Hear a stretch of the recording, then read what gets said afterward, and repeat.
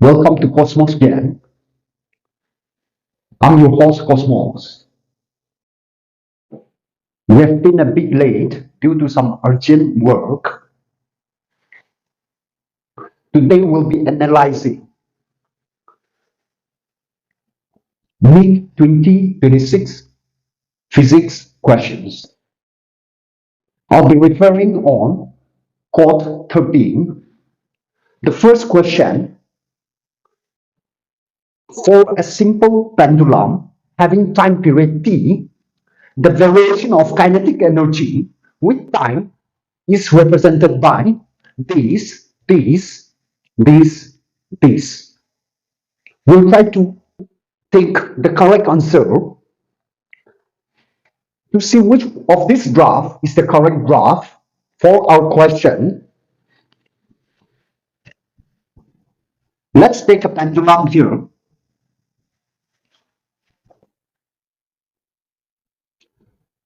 This position is called as mean position.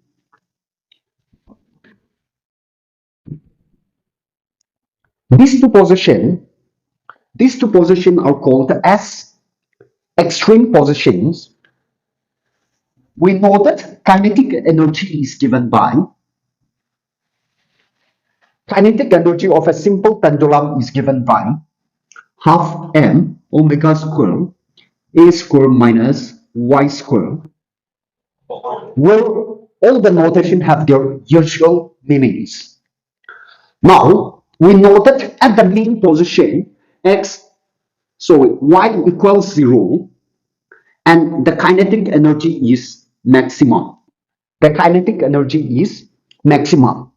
Whereas as our pendulum moves towards the extreme position, it stopped for a very short period of time. That means kinetic energy is going to be equal to 0. Similarly, as it comes back and comes here at the other extreme position, it will stop for a while and then goes back. So kinetic energy is going to be 0. Now, the displacement here, while going this side, let's take this is positive y, whereas while coming back this side, let's take it minus y, because it is in the opposite direction. Now placing one extreme position at the origin and the other extreme position as half cycle, we find that from here it is 0 and it keeps on increasing till it reaches mean position and then decreases till it reaches the other extreme point, that is for the half cycle. So it matches this one, but as I come here, even though the displacement is minus, I find that y has a square here, so which means this negative sign is not working because the square takes away the negative. So it will be the same as positive. So while coming back also, the graph is going to be going up like the first cycle. So this one is not matching because the rotor one is not matching. It starts from 0, but here the starting point is not 0. So this option is omitted.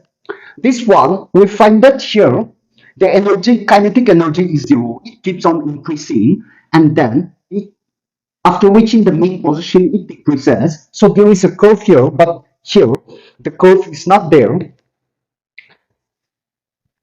This one, in the first half cycle, it starts from 0. It goes up to the mean position, comes down to the extreme position. First cycle, second cycle, from 0, it goes up to the mean position and then comes back to the extreme position 0.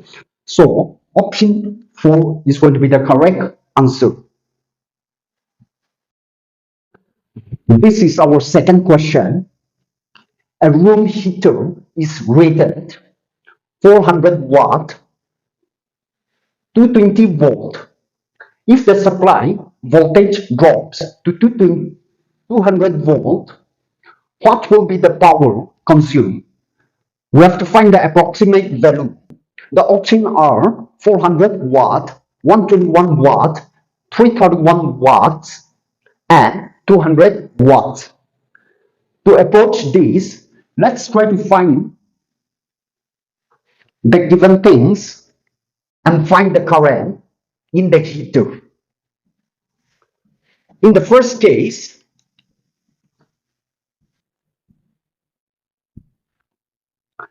power is given to be 400 watt, volt is given to be 220 volt.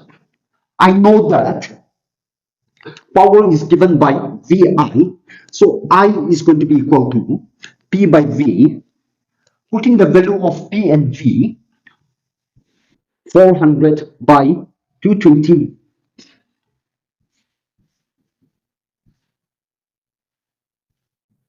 cancelling, I get 20 by 11 ampere. I got the current passing through the heater.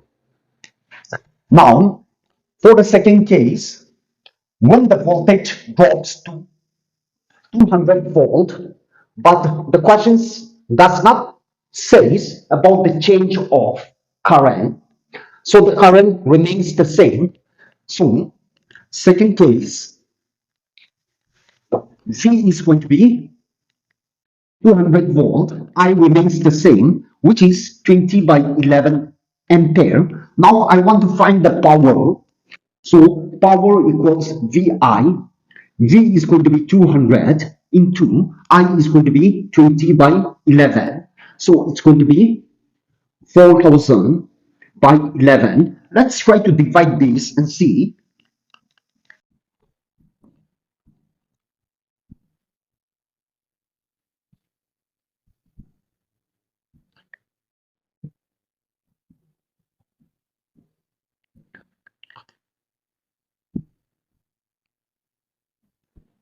So since the question asks me approximately and I find the option, so the question is saying about approximate value. So I get something around 363 watts. Now, from the following option, the nearest value, approximate value to 363 is option number 3, 331 watts. So this should be the correct answer. The third question, the angular speed of a flywheel is increased from 600 rpm to 1200 rpm in 10 seconds. The number of revolutions completed by the flywheel during this time is, the options are 600, 300, 900, 150. Let's try to find the solution here. Since the flywheel is in a circular motion, we're going to approach it with uniform circular motion equations. So the first given thing is 600 rpm rotation per minute. So this is my first speed. So initial angular speed is given to be 600 rpm. I want to change this rpm into revs per seconds. So 600 into rotation into rev is one revolution has 2 pi, and per minute means minute change into seconds is 60.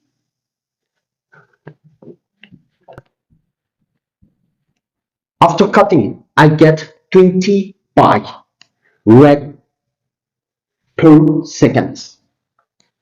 Similarly, the final RPM is going to be our final angular speed.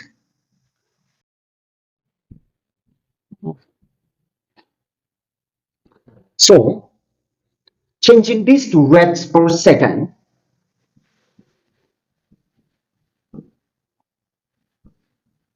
With the same concept,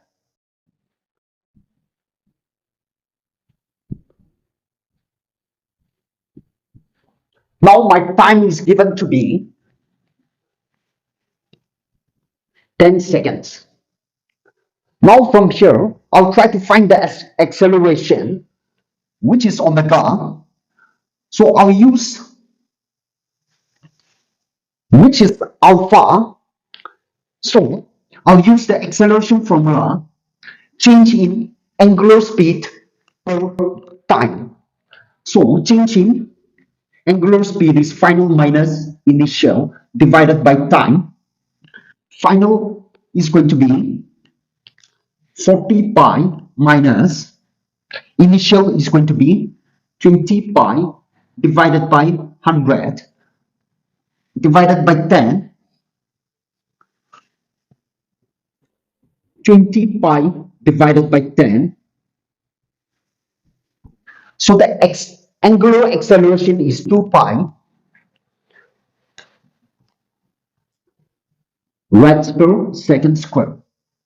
Now, in order to find my total revolution or number of revolution from 600 rpm to 12,000 rpm, I should know the distance, how far it travels. So, using the circular motion equation, I'm going to use omega f square minus omega I square equals the third equation to alpha. The change in displacement is going to be theta because it is going to be in circular motion. Now the value of this is 40 pi whole square minus 20 pi whole square equals 2 into 2 pi del theta. I try to calculate it. 1600 pi square minus 400 pi square equals 4 pi delta theta. I minus this, I get 1200 pi square. I bring this 4 pi to this side. 4 pi equals delta theta. Pi cancel. 4 300. So it's going to be delta theta is going to be equal to 300 pi. Now to find the number of revolution, the angular displacement divided by one full complete displacement. So number of revolution is going to be equal to del theta by 2 pi.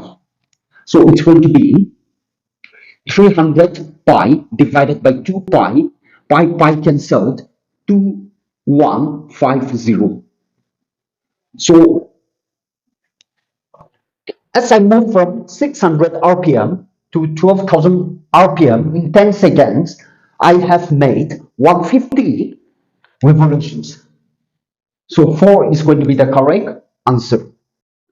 Question number 4. The sum of kinetic energy and potential energy of a simple pendulum bob is 0.02 joules. The speed of the simple pendulum bob at the equilibrium position is approximately.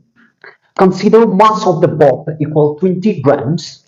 The options are 2 meter per second, 0.2 meter per second, 14.1 meter per second, 1.41 meter per second.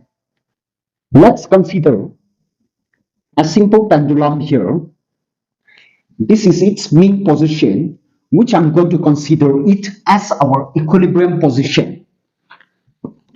These are the extreme position. Now we want to find the speed at this mean position. So to approach this, One important thing, I know that at mid position, my potential energy is zero. So, to approach this question, as per question, the kinetic energy plus potential energy is going to be equal to 0.02 joules. My mass of the bulb M is going to be equal to 20 grams. I'll convert it into SI unit. So M is going to be equal to 220 divided by 1000, 0.02 kg. Now, at equilibrium,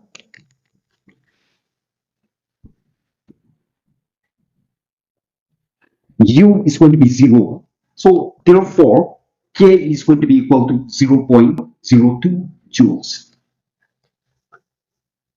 Now, I know that my kinetic energy is given by half mv square equals 0.02. Now, I try to keep only v on one side.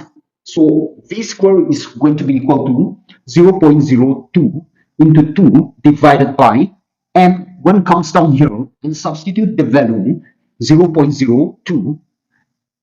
So, v square equals 2. V is going to be root over of 2. The value of root over 2 is 1.41 meter per second. So, the speed of the simple pendulum at equilibrium position is 1.41 meter per second. So, option 4 is going to be the correct option. Question number 5. A 100-turn closely wound circular coil of radius 5 centimeter has a magnetic field of 3.14 into 10 to the power minus 3 Tesla at its center. The current flowing through the coil and magnitude of the magnetic moment of this coil are respectively use mu naught equals 4 pi into 10 to the power minus 7 Tesla meter per ampere. The options are this. Let's try to picture the question. A circular coil of 100 turns. The total number of turns n is going to be 100. From the question, we do not know the total length here. It looks like a solenoid, but we don't know the length and we don't know the number of turns for unit length. So, the magnetic field and current formula for a solenoid uses number of turns for unit length, which we don't know. Therefore, we have to take another approach, even though it is a solenoid. First, let us write the given things and take the approach. Here, number of turns n is 100. The radius is going to be equal to 5 centimeter. Converting it into meter, it's going to be 5 into 10 to the power minus 2 meter or 0.05 meter. Our magnetic field B equals 3.14 into 10 to the power minus 3 Tesla. Our mu naught is going to be equal to 4 pi into 10 to the power minus 7 Tesla meter per ampere. I want to find my current here. So, I also have a formula. Magnetic field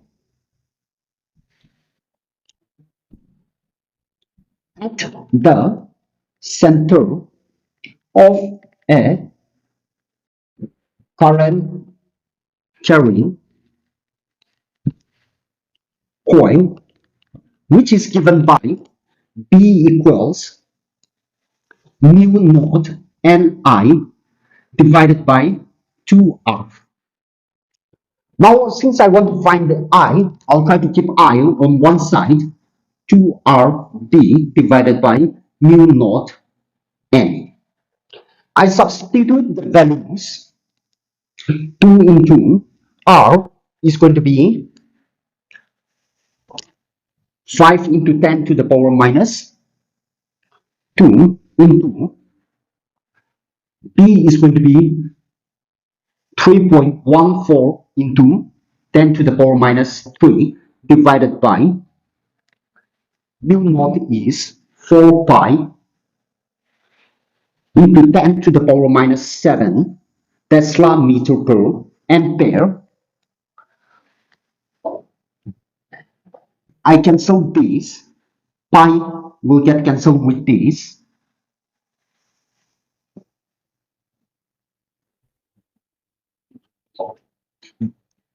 Into, in place of n, it's going to be 100. Two zeros cancelled here, 5. All 5 cancel with, together with these 2. So I'm left with I equals 5 by 2, which is going to be 2.5 ampere. Now I know that my magnetic moment is given by NIA. So N is going to be 100. I is going to be 2.5. A is going to be pi r square. 250 into 3.14 into 0.05 whole square. I calculate this, I get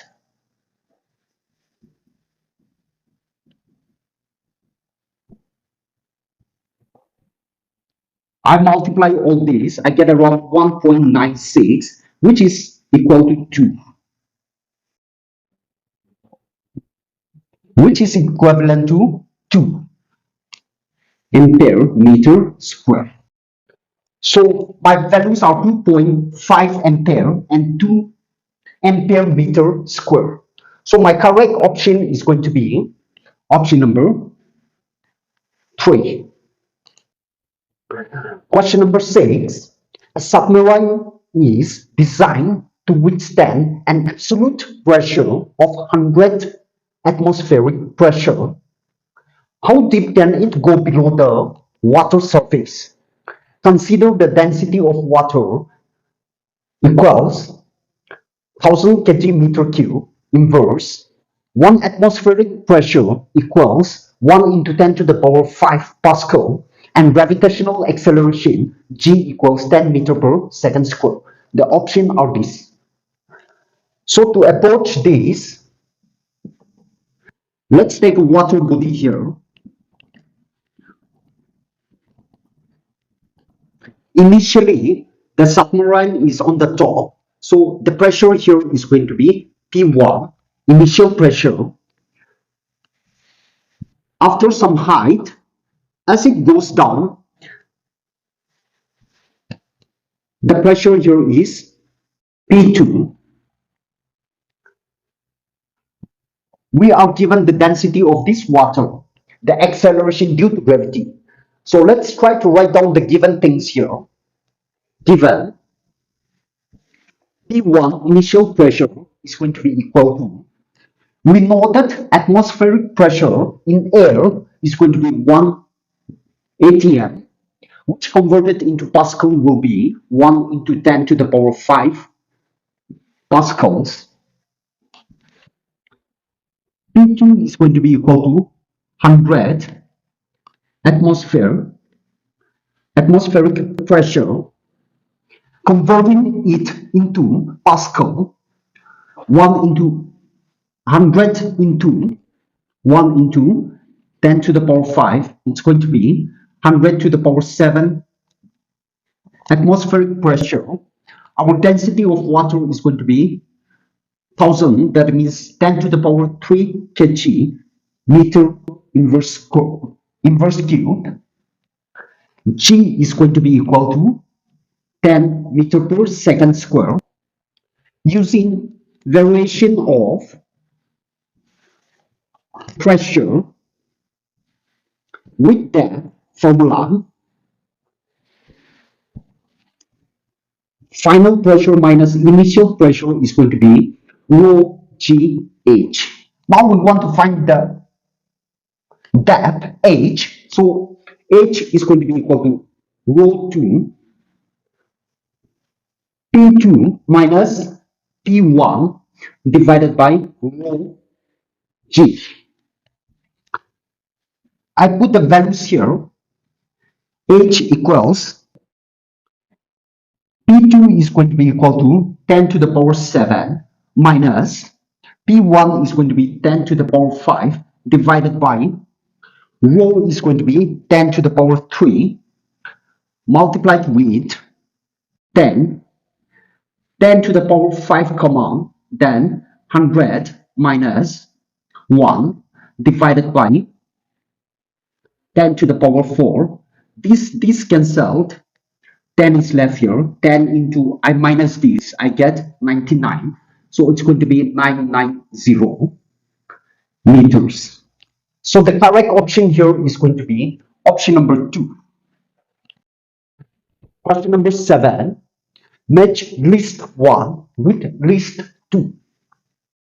List 1, A, E equals H nu. This formula is seen in Planck's theory, and this formula gives the energy of the quanta of radiations. So photon comes under radiation. Therefore, this matches with this. Diffraction and interference. It is the study of light where two light waves goes and get interfered, get redistributed energy. So this will be P will be matched with wave nature of light. Lambda equals h by momentum P. This formula is the formula for de Broglie's wavelength. So it is going to be 1. So the last one should be 2. So the option that matches A4, A4, we have two options here, either 1 or 2 or 3 or 4. Another will go with B. B matches with 3, B3, B3, B1. So this one is strike off. Two possible cases, 1 and 2. C matches with 1. C matches with 1, this one. So the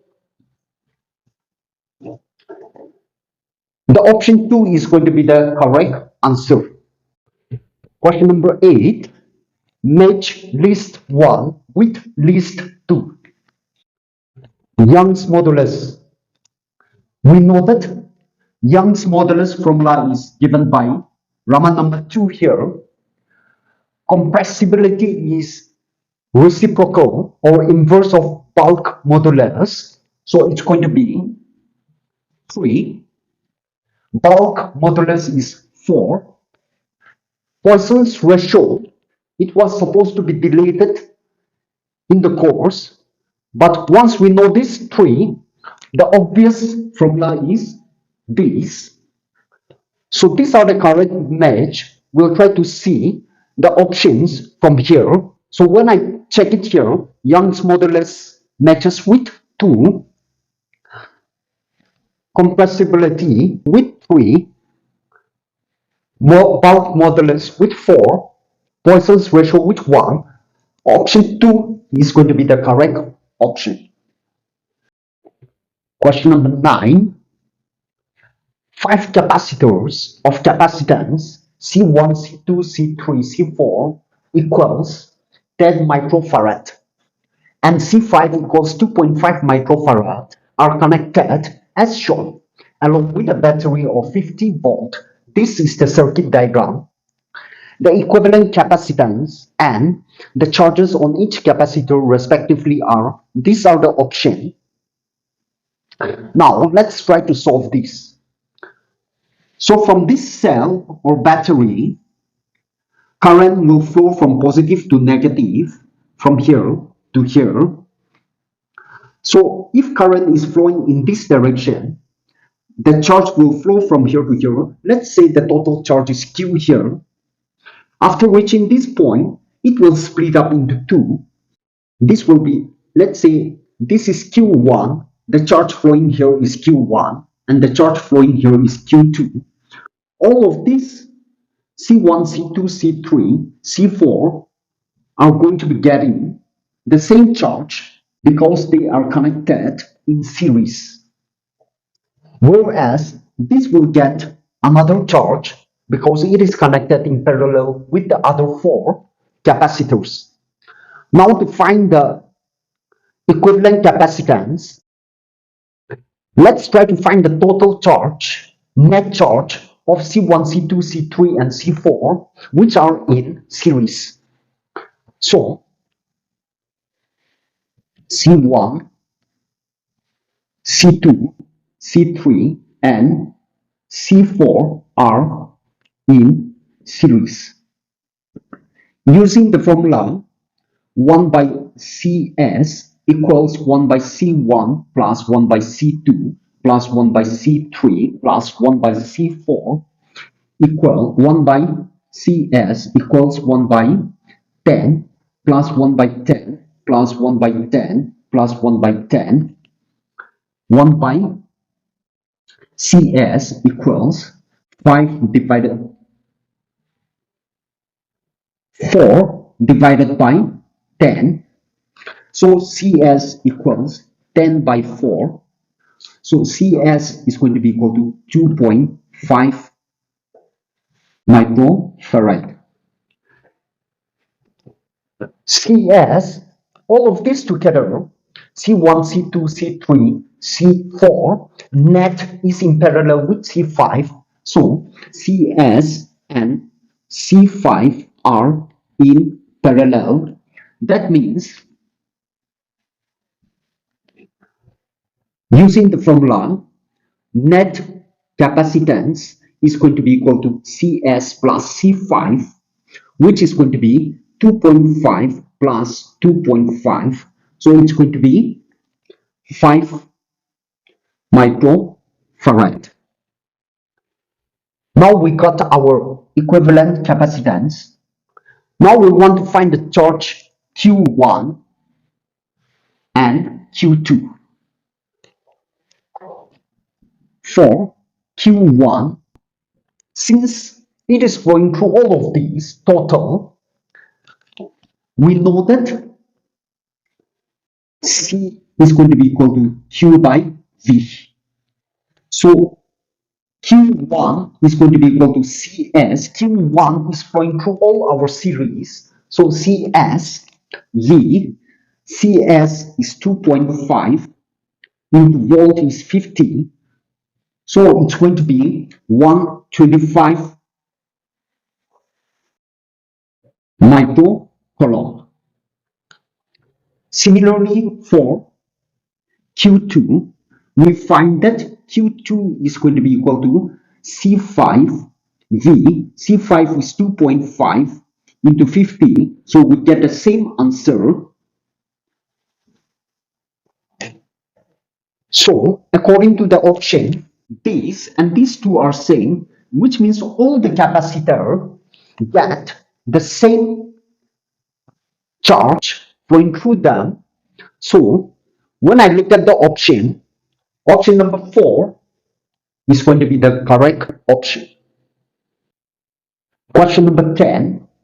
The amount of work done to raise a mass m from the surface of the earth to a height equal to radius of the earth r will be, these are the options. Let's get the idea here. Let's say this is the earth with radius r. An object is placed here whose mass is m. I want to lift it to a height here h, whose height is equal to the radius of the earth. Now, and to move up this from here to here, the work done will be stored in the form of energy, and the energy with respect to height is potential energy. So we know that work done is stored as energy, or energy is stored as work done. So work done is going to be equal to energy, but energy with respect to height is potential energy. So potential energy, I know that my formula of potential energy is given by mgh. Now in place of h, it is r, so mgr. So mgr is going to be the correct option. So option number 2 is the correct answer. Question number 11. When a ruler falls vertically, five different persons catch it with different reaction times. Then G equals 9.8 meter per second square. Person A has reaction time 20 seconds, person B has reaction time 22 seconds, person C has reaction time 18 seconds, person D has reaction time 19 seconds, person E has reaction time 21 seconds. What is the correct order of the distance traveled by the ruler for each person? These are the options. Now we'll try to see which order is correct. Now we know that reaction time is given by T equals root over 2D by G. I take root to this side, T square equals 2D by G.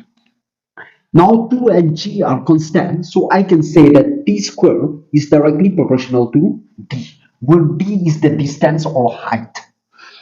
Now, in general, I can also say that T is directly proportional to D. That means as T increases, my distance D also increases. So with that concept, the more time I take, the more distance the ruler falls. So I'll choose the highest reaction time, which will be in the first place. So this is going to be the highest time. So the first place, the second place is this, the third place is this, the fourth place is this, and the fifth place is this. So the correct order is going to be B. We have B is going to be in the first place. We have two choices in the first place. E is going to be in the second place. EE. Third place. AA. Fourth place. C. D. Our fourth place is going to be D. So option number 4 is satisfying our order here. So option number 4 is going to be the correct answer. Question number 12. The power of a crane which lifts a mass of 1000 kg to a height of 20 meter is 10 seconds. Is in 10 seconds is then G equals 9.8 meter per second square. The options are these.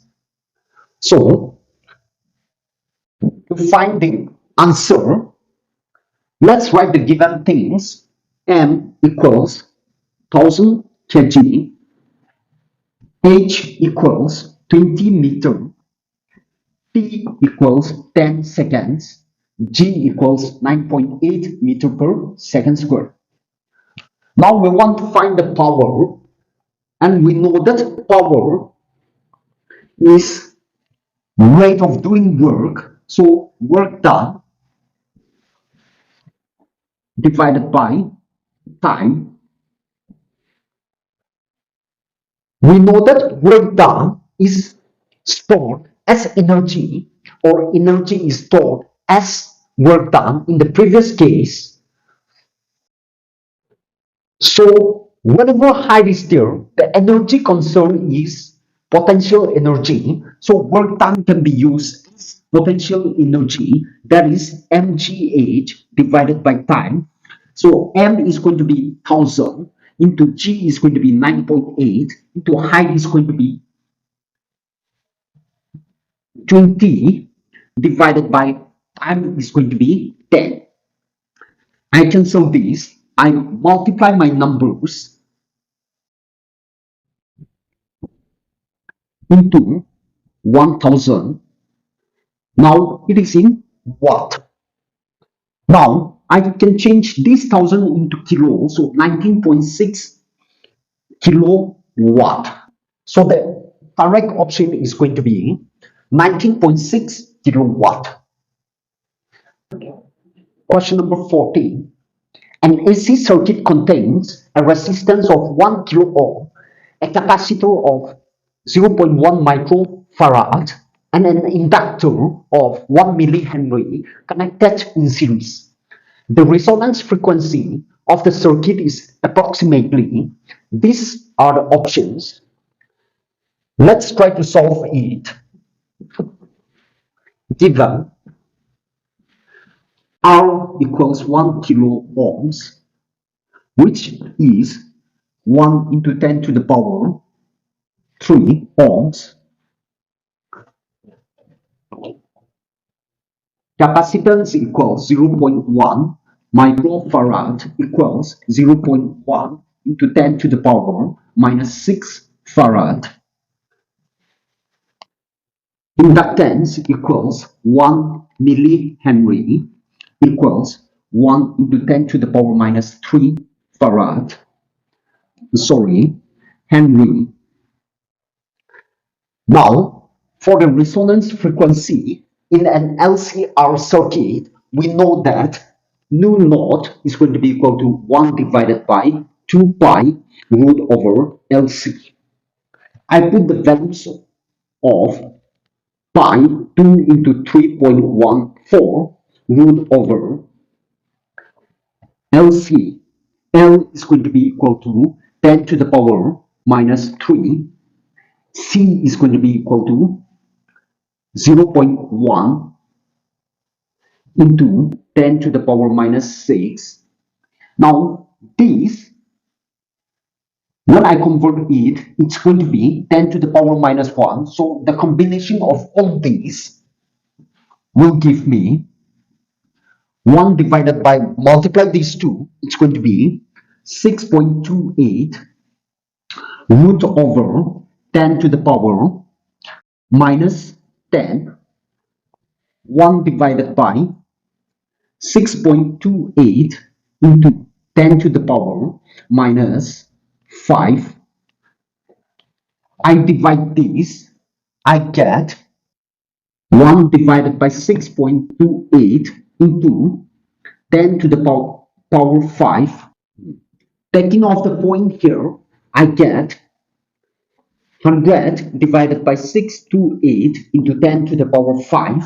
I divide this, I get 0.159 into 10 to the power 5. I shifted the point from here to here. So 15.9 into 10 to the power 3 hertz. Now this can be written as kilo. So it's going to be 15.9 kilohertz. So the correct option is 15.9 kilohertz. Question number 15.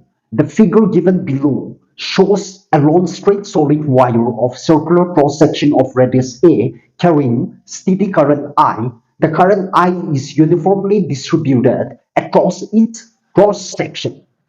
The plot which correctly represents the variation of magnetic field B with distance r from the axis of the conductor in the region is.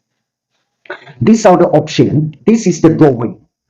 So To analyze this, let's draw a axis here. This is going to be our axis. So as we go from here to here, the distance varies, r varies. Now to note here, a current carrying solid conductor behaves like a magnet. Behaves like a magnet.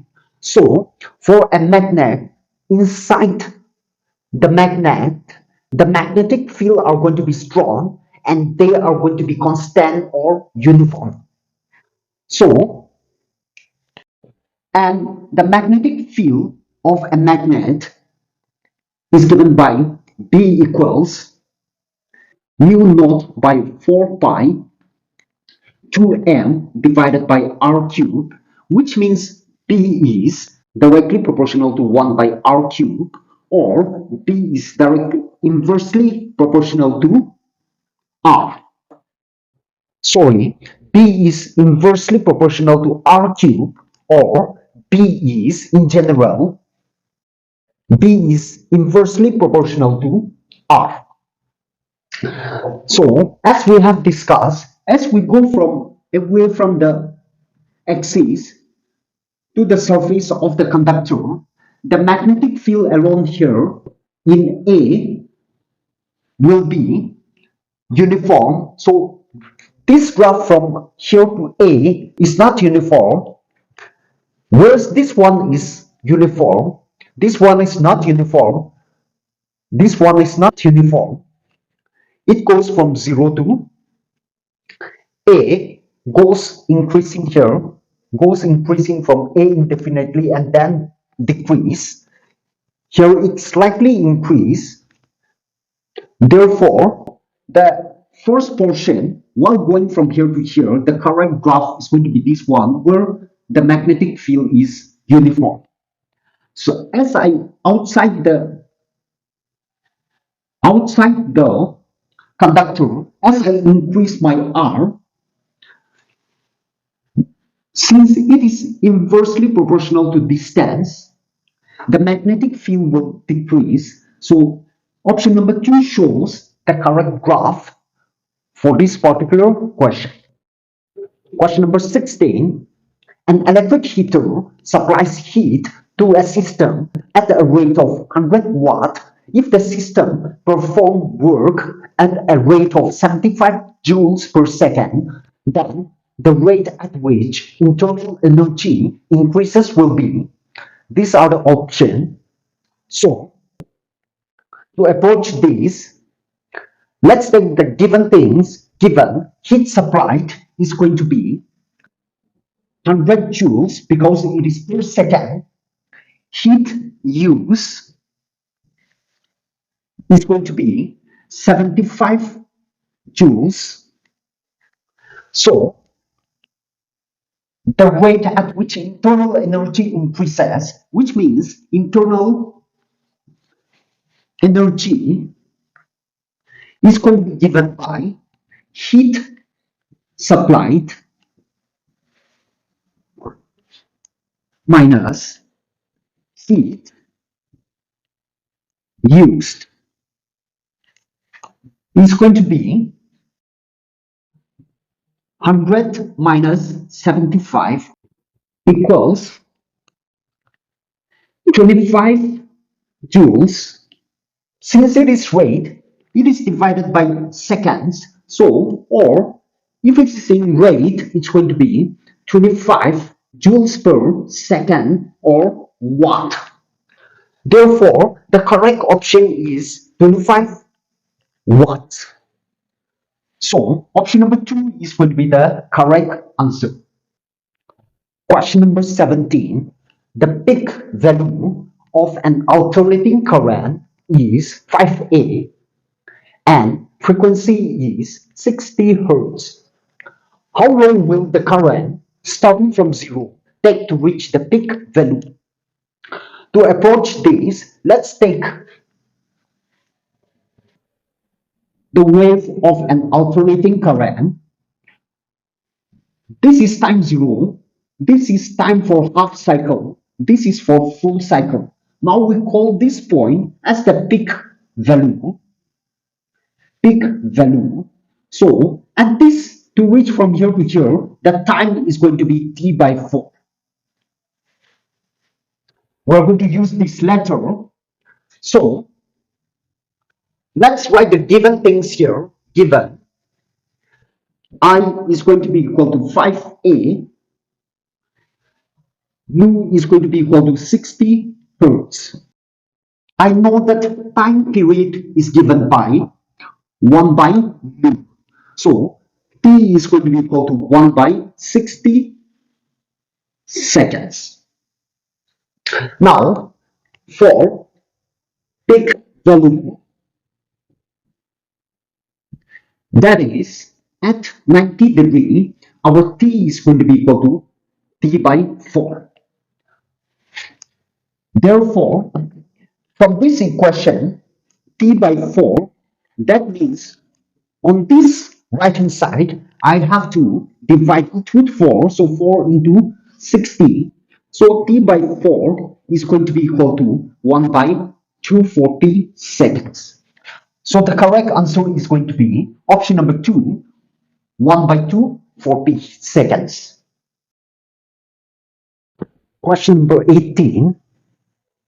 In Young's double slit experiment, using monochromatic light of wavelength lambda, the intensity of light at a point on the screen where the path difference is lambda is k units.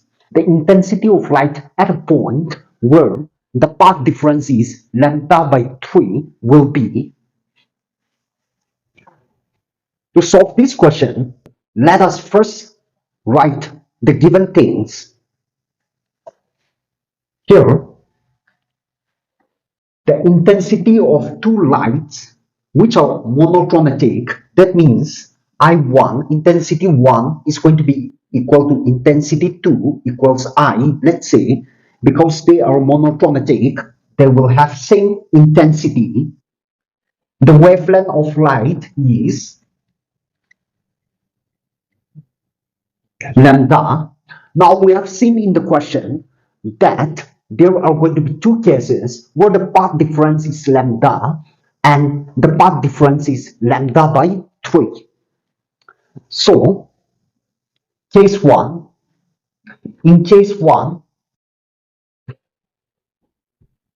the intensity, that means the total resultant intensity at that point when the path difference lambda is k. So let's take I dash equals k units. We have path difference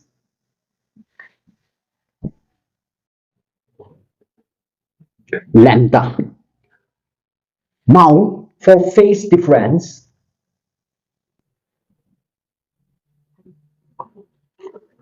I have a formula 2 pi by lambda into path difference.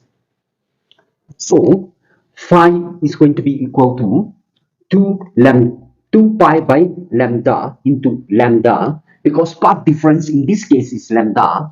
Lambda cancelled, so phi is going to be equal to 2 pi. So using the resultant formula of intensity at any point, I dash is going to be equal to I1 plus I2 plus 2 root over I1 I2 cos phi. I dash is going to be k. In this case, I is I plus 2 root over I cos phi is 2 pi. K equals 2I plus 2 root over I square cos 2 pi value is 1. So k equals 2I plus 2I. So k is going to be equal to 4I. So I is going to be equal to k by 4. We got I to be this. Now in the second case, case 2, the path difference